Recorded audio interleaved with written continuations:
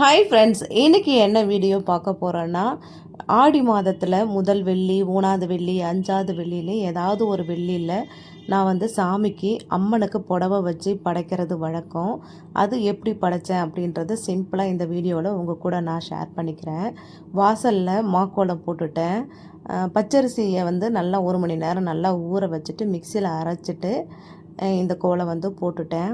அதுக்கப்புறம் வாசப்படியில் மஞ்சள், குங்குமம் அதெல்லாம் வச்சு நல்லா அலங்கரிச்சுட்டு, அதுக்கப்புறமா அந்த கிண்ணியில் கொஞ்சமாக பூவெல்லாம் போட்டு அலங்காரம் பண்ணியிருக்கேன். வெளியில் ஒரு விளக்கு மாடத்தில் ஏற்றி வச்சாச்சு.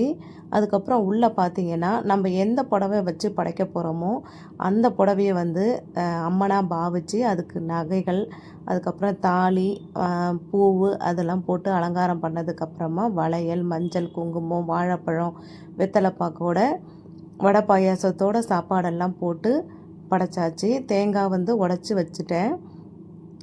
இது பார்த்திங்கன்னா எங்கள் வீட்டில் இருக்கிற லக்ஷ்மி சிலை, அம்மன் சிலை, அதுக்கப்புறம் துர்க்கை அம்மன் சிலை, சரஸ்வதி சிலை எல்லாமே வச்சுருக்கோம்.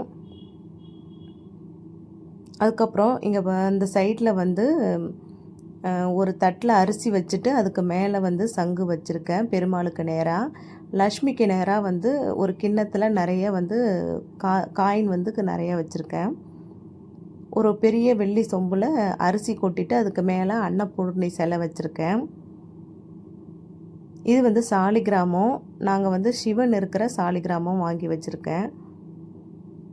அதுக்கப்புறம் 2 குத்து விளக்கு, முருகருக்கு நல்லா பூவால் நல்லா அலங்காரம் பண்ணிவிட்டு, அதுக்கப்புறம் மணப்பலகையில் கோலம் போட்டு அந்த சின்ன சொம்பு இருக்குல்ல வந்து குலதெய்வம் இருக்கிறதா நினச்சி அதில் வந்து கொஞ்சம் மஞ்சத்தூள், காயின், பூவெல்லாம் போட்டு அலங்காரம் பண்ணியிருக்கேன். இந்த மண் கலயத்தில் மஞ்சள், குங்குமம் வச்சுட்டு மேலே கொஞ்சம் வேப்பிலை வச்சு அந்த தண்ணிக்குள்ளார கொஞ்சம் மஞ்சத்தூள் போட்டு வச்சுருக்கேன். அது வந்து இந்த ஆடி மாதத்துக்கு அப்புறம் எடுத்துருவேன். ஆடி மாதம் வரைக்கும் அதில் அம்மன் இருக்கிறதா பாவிச்சு வச்சுருக்கேன். அதுக்கப்புறம் ஒரு சின்ன பானையில் வந்து பொங்கல் செஞ்சு வச்சு அதை சுத்தரி வேப்பிலை கட்டி வச்சுருக்கேன். இது எங்கள் வீட்டில் இருக்கிற சாமி படங்கள். அதுக்கப்புறம் பார்த்திங்கன்னா ஒரு ஒத்தப்படையில் வர மாதிரி 5, 7, 9 இல்லை ஒருத்தவங்களுக்கு கொடுக்கறதுனா கூட கொடுக்கலாம்.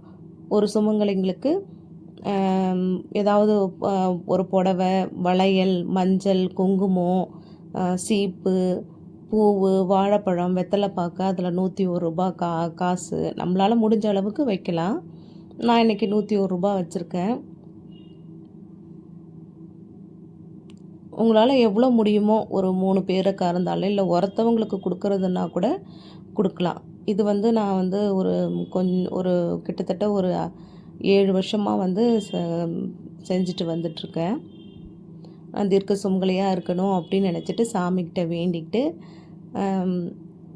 அதுக்கப்புறம் படைச்சி முடித்ததுக்கப்புறமா நம்ம சாப்பிட்டுட்டு அவங்களையும் கூப்பிட்டு சாப்பாடு போடலாம். சாப்பிட்றவங்க சாப்பிடுவாங்க.